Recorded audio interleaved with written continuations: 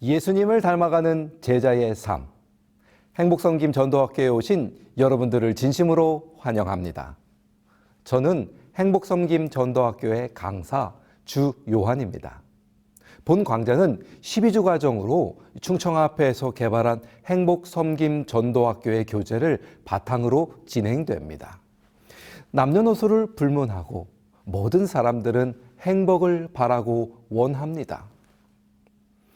새해 소원을 물어보면 대부분은 가족의 건강과 행복을 말하는 것을 보면 알 수 있습니다. 그런데 막상 행복을 어디서 얻어야 할지는 잘 모릅니다. 왜냐하면 학교에서 국어, 영어, 수학은 배웠지만 행복하는 법은 배우지 않았기 때문에 그렇습니다. 모르니까 배워야죠. 그래서 오늘부터 시작됩니다. 행복 섬김 전도학교. 오늘은 그 첫 번째 시간으로 왜 행복 섬김 전도인가라는 제목을 가지고 그 기본 개념들을 살펴보시겠습니다. 주제 성구인 마태복음 20장 27절로 28절에 있는 말씀을 함께 낭독하겠습니다. 너희 중에 누구든지 으뜸이 되고자 하는 자는 너희의 종이 되어야 하리라.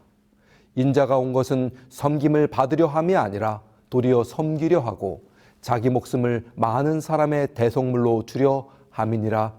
아멘. 성도 여러분, 행복이란 무엇일까요? 혹은 무엇으로 행복을 얻을까요? 행복에 대해서 사람들은 저마다 나름의 철학을 가지고 있습니다. 돈을 잘 벌어서 부유하고 편안하게 잘 사는 것, 혹은 사업에 성공하고 출세해서 명예를 얻는 것, 혹은 사랑하는 사람을 만나서 연애하고 결혼하는 것처럼 다양한 모습을 가지고 있습니다. 그런데 이상한 행복이 하나 있습니다. 손발이 꽁꽁 어는 추운 겨울날 그냥 높은 산꼭대기에 헉헉대면서 올라가가지고요. 그 위에서 하는 말이 와 행복하다 이럽니다. 이상하죠? 땀을 뻘뻘 흘리면서 여름날 테니스 라켓을 휘두르면서 그냥 고생하고 난 다음에 하는 말이 행복하대요. 이상하죠? 사실 행복이라는 것은 매우 주관적이기 때문에 어떤 것이 맞고 틀리다라고 말하기는 어렵습니다. 진정한 행복이란 무엇일까요? 행복에 대해서 네이버 국어사전은 이렇게 말합니다. 복된 좋은 운수 혹은 생활에서 충분한 만족과 기쁨을 느끼어 흐뭇함 또는 그러한 상태. 저는 이 중에서 충분한 만족과 기쁨의 주안점을 두고 싶습니다. 우리는 무엇으로 충분한 만족과 기쁨, 즉 행복을 얻을 수 있을까요? 요즘 행복의 기준은 여러 가지 중에서 한 가지로 집중되고 있는데요. 바로 물질, 즉 돈에 매인 것이 사실입니다. 제가 가끔 전자제품들을 좋아해서 신제품들을 구입하는데요. 집사람이 저에게 그럽니다. 이건 얼마짜리야? 사실 그것은 그 제품의 가격을 묻는 것이기도 하지만 그것에 대해서 얼마나 흥미를 느끼며 행복해야 할 것이냐라는 것을 묻는 것입니다. 새 제품을 사서 행복에 겨워하지만 조금 지나면 이건 불편해, 이런 점들이 아쉬워 하면서 그런 아쉬움을 느끼고 흥미를 잃기도 합니다. 행복이 사라지는 것이죠. 이처럼 물질에 의한 행복은 정해진 기한이 있습니다. 물론 가격이 비싸면 비쌀수록 오래 가기도 하지만 또 꼭 그렇지만은 않습니다. 어떤 분들은 몇 억짜리 집을 산 다음에 행복해할 것처럼 보이지만 사실 돌아서서는 하는 게 가격이 떨어지면 어떡하지? 주변 상권이 어떻지? 이러면서 걱정을 안고서 살아갑니다. 그래서 영국의 격언에서는 이런 말을 남기고 있습니다. 하루 행복하려면 이발소에 가라. 일주일 행복하려면 결혼을 해라. 한 달 행복하려면 말을 사라. 1년 행복하려면 집을 사라. 그러나 평생 행복하려면 정직한 인간이 되라 라고 말합니다. 행복은 물질적인 소유보다 정신적인 것에 의해서 좌우됨을 알 수 있습니다. 그리스의 철학자였던 아리스토텔레스는 이 4세기경 니코마스 윤리학에서 행복의 요소 중에 하나로 덕을 실천하는 것을 강조했습니다. 행복은 우리가 자신을 위해 이성적으로 결정한 목표를 오랜 시간에 걸쳐 추구해가는 과정에서 얻어진다. 행복은 쾌락이 아니라 의미 있는 삶에 따르는 부산물이다. 여기 있는 이 의미 있는 삶이라는 말에 주안점을 두시기 바랍니다. 행복이란 자기 만족과 쾌락에 있는 것이 아니라 의미 있는 삶을 위해 노력하는 노력, 땀을 흘리고 고통스럽고 어렵지만 나의 의미 있는 삶을 위해서 살아가는 행동에 있다는 것입니다. 성경도 행복에 대해서 그렇게 말합니다. 성경은 능동적으로 행동하는 사람을 복이 있는 사람이라고 말하는데 히브리어로 복을 에셰르라는 말로 쓰고 있습니다. 시편 1편부터는 이렇게 행복에 대해서 기록하고 있는데요. 복이 있는 사람은 악인들의 꾀를 따르지 아니하며 죄인들의 길에 서지 아니하며 오만한 자들의 자리에 앉지 아니하고 그는 오직 여호와의 율법을 즐거워하여 그 율법을 주야로 묵상하는 자로다. 아멘. 성경은 말합니다. 악인들의 꾀, 죄인들의 길에 서지 않고 오만한 자리에 앉지 않으며 여호와의 율법을 즐거워하여 그 율법을 주야로 묵상하는 사람. 여러분, 그것이 행복인 것입니다. 신명기 10장 13절에 기록되어 있기를 우리의 행복은 여호와 하나님의 명령과 규례를 지키는 것이라고 말합니다. 물론 그것이 쉬운 일은 아닐 수 있습니다. 땀 흘리며 산으로 올라가는 것처럼 어려울 수 있고요. 힘들게 운동 경기를 위해서 연습하는 것처럼 어려울 수 있습니다. 그러나 하나님의 명령에 순종하는 것이 행복이 된다는 것입니다. 하나님의 명령에 순종하는 것은 무죄이며 행복이 되고요. 그렇지 않은 불순종은 우리에게 유죄가 되며 불행의 길이 되는 것입니다. 성도 여러분, 하나님의 명령과 규례에 순종함으로 우리에게 주어진 영원한 행복을 누리시기를 바랍니다. 무엇을 우리가 그러면 지키고 순종해야 될까요? 우리에게는 지켜야 할 하나님의 명령인 율법인 십계명이 주어져 있습니다. 그 십계명을 지킴으로 우리는 영원한 행복과 즐거움을 누리며 살 수 있습니다. 그런데 이 행복을 위해 주어진 계명을 지키느라 거기에 얽매여서 불행한 삶을 살게 되었습니다.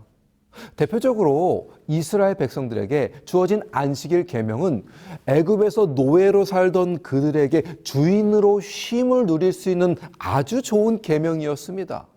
그런데 이스라엘 백성들은 안식일의 일이라는 것에 집중한 나머지 하지 말아야 할 일들을 규정한 이 멜라카에 의해서 고통받으면서 살았습니다. 길을 가다가 땅에 침을 뱉으면 거기에 있는 식물들에게 부지불식간에 물을 주는 행위로 금지였습니다.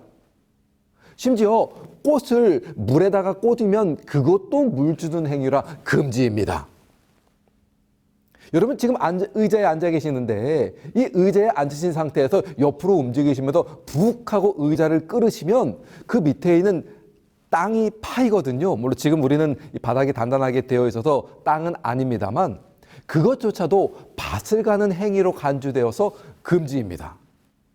옷을 입다 보면 여기 보풀이 일어날 수가 있는데 이 보풀에 올라오는 실을 제거하는 것도 옷을 만드는 일로 간주되어서 금지입니다. 이렇다 보니까 행복을 위해 주어진 계명이 우리들을 짓누르고 억누르는 형국이 되었습니다. 왜 이런 일이 생겼을까요? 그것은 우리가 그 계명을 제대로 읽지 못한 것이기 때문입니다. 한마디로 율법을 잘못 읽어서 생긴 오해입니다. 누가복음 10장에는 율법 교사의 영생에 대한 질문이 나오고 예수님께서 대답하심이 나옵니다. 예수께서 이르시되 율법에 무엇이라 기록되었으며 내가 어떻게 읽느냐? 대답하여 이르되 내 마음을 다하여 목숨을 다하여 힘을 다하여 뜻을 다하여 주 너의 하나님을 사랑하고 또한 내 이웃을 내 자신같이 사랑하라 하였나이다. 여러분, 율법 교사가 율법을 읽는데 그 수많은 율법 가운데서 내용을 정리하기를 주 너의 하나님을 사랑하고 내 이웃을 내 자신같이 사랑하라 라고 읽었습니다. 예수께서 대답하시기를 내 대답이 옳도다. 이를 행하라 하셨습니다. 여러분, 우리가 가지고 있는 율법의 억눌림에서 벗어나려면 이 율법 교사가 율법을 읽은 것처럼 우리도 율법을 제대로 읽을 수 있어야 하며 이것이 주님께서 말씀하신 행복이라는 것입니다. 그래서 주님께서는 인류 최대의 행복을 모본으로 보여주셨는데 그것이 바로 섬김입니다. 그리스도께서는 우리에게 섬김의 모본을 보이셨습니다. 마태복음 20장 27절과 28절에 기록되어 있기를 너희 중에 누구든지 으뜸이 되고자 하는 자는 너희 종이 되어야 하리라 라고 말씀하셨습니다. 지도자가 되기를 원하는 사람, 으뜸이 되기를 원하는 사람은 뭐라고요? 종이 되어야 한다는 것입니다. 이어서 기록되어 있기를 인자가 온 것은 섬김을 받으려 함이 아니라 도리어 섬기려 하고 자기 목숨을 많은 사람의 대속물로 주려 함이니라고 말씀하셨습니다. 그리스도의 삶은 섬기는 것이고 종이 되는 것이었습니다. 그렇다면 우리 그리스도인의 삶도 제7일 안식일 예수 재림교회 성도로 사는 삶도 섬기는 자가 되어야 하고 종이 되어야 합니다. 이것은 굴욕적으로 내 주인님 하고 고개를 숙이는 종이 되라는 말은 결코 아닙니다. 진정한 섬김은 그 바탕에 그 대상에 대한 사랑의 마음이 깔려있기 때문에 그런 것입니다. 여러분, 우리가 너무 잘 알고 암송하고 사랑하는 말씀인 요한복음 3장 16절에 기록되어 있기를 하나님이 세상을 이처럼 사랑하사. 성도 여러분, 다시 말해 하나님의 사랑하심으로 그 섬김이 우리에게 이르러 온 것입니다.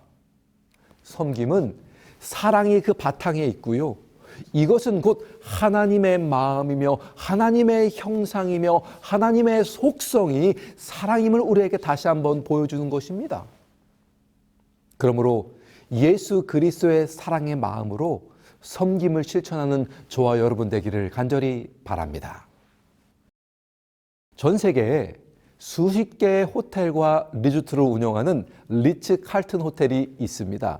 저도 이름만 들어봤습니다.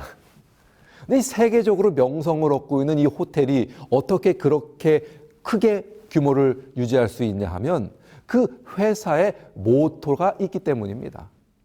근데 놀라운 것은 그 회사의 모토가 이렇습니다. 우리는 신사숙녀를 섬기는 신사숙녀다. 고객이 호텔에 도착하는 순간부터 모든 직원이 고객을 섬김으로 대한다는 것입니다. 그런데 종으로 굴욕적으로 섬기는 것이 아니라 신사와 숙녀로서 섬김을 실천하는 것입니다. 얼마나 멋집니까, 여러분? 이러한 섬김의 모본은 주님께서 우리에게 겸손의 예식을 통해서 보여주셨습니다. 제자들의 더러운 발을 친히 씻기시면서 그들에게 섬김의 모본을 보여주셨지요. 요한복음 13장 14절에 기록되어 있기를 내가 주와 또는 선생이 되어 너희 발을 씻었으니 너희도 서로 발을 씻어주는 것이 옳으니라. 내가 너희에게 행한 것 같이 너희도 행하게 하게 하려 본을 보였노라. 예수 그리스도께서 제자들의 발을 종이 되어 씻기신 것처럼 우리도 우리 주변의 이웃들에게, 성도들에게, 친구들에게, 가족들에게 종이 된 것 같은 마음으로 섬김의 삶을 살게 되기를 바랍니다. 그렇다면 전도는 무엇일까요? 그리스도인 선교봉사 269쪽에서는 이렇게 말합니다. 그리스도와 같은 봉사 사업에 자신의 생애를 바치는 자들은 진정한 행복이 무엇임을 안다. 성도 여러분, 행복은 그리스도와 같이 이웃을 사랑하는 섬김에서 얻어지고, 이러한 진정한 섬김은 진정한 행복으로 돌아오는 순환고리가 된다고 말합니다. 행복은 섬김을 낳고요. 섬김은 다시 행복을 낳는 이 순환고리의 모습을 가지게 되는 것입니다. 그런데 우리는 종종 전도를 안식일 교리를 가르쳐서 안식일을 회복하게 하거나 하늘 성소를 가르치거나 세천사의 교리를 가르치는 것들로 생각합니다. 네, 아니라는 것입니다. 교리로는 교인을 만들 수는 있습니다. 하지만 그리스도인을 만들기는 어렵습니다.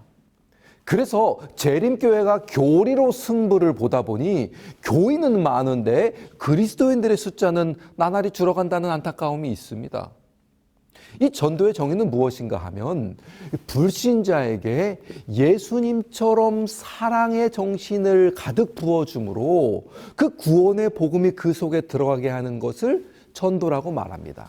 그러니까 우리의 행복과 섬김의 순환고리의 가운데 전도가 들어와 있는 것이 진짜 전도가 되는 것입니다. 주께로부터 받은 그 사랑이 너무나 커서, 너무나 그 구원이 행복해서 그 사랑을 품은 마음으로 섬김을 실천하는 그리스도인, 그러한 그리스도인의 섬김에 의해서 이루어지는 것이 바로 전도이고요. 이것이 행복 섬김 전도입니다. 그리스도의 정신은 전도의 정신이다. 거듭난 마음 속에 제일 먼저 생기는 충동은 다른 사람들 또한 구주께로 인도하고자 하는 충동이다. 이것이야말로 진짜 전도인 것입니다. 그리스도의 사랑을 체험하신 그리스도인이라면 우리는 섬김을 통해 전도하는 것이 당연하다는 것입니다. 행복, 섬김, 전도, 이 세 단어를 여러분들의 마음에 새기시고 우리 앞으로 계속해서 나올 실천 과제들과 내용들을 통해서 행복섬김 전도학교의 내용들을 더 많이 함께 배워나가시면서 그리스도의 사랑의 정신을 실천하시고 보다 더 높은 전도의 열망을 가지고 살아가시는 여러분과 제가 되기를 축원합니다.